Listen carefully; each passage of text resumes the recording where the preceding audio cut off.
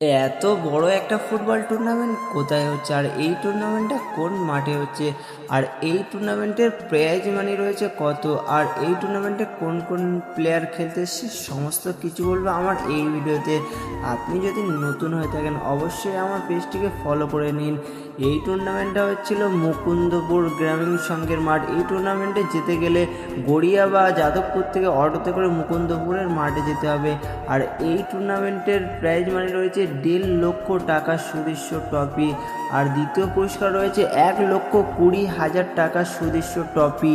আর এই টুর্নামেন্টে ভালো ভালো প্লেয়ার খেলতে এসেছিল, চিকুদা, পলাশদা, মন্টাই, সুরাজ মনসির, তারক ইমরান, শরীফুল্লাহ, আর তারপরে ছিল পুরো সিকিম থেকে আসা পুরো একটা নেপালিদের সেট, তারপরে ছিল প্রীতম দা, তারপরে বোমবাদা, অগাস্টিং। আর এই খেলায় চ্যাম্পিয়ন হয়েছে লাক্সারি ইলেভেন ফার্নিচার, রানার্স হয়েছে আরাম এন্টারপ্রাইজ। ভিডিওটি ভালো লাগে সবাই অবশ্যই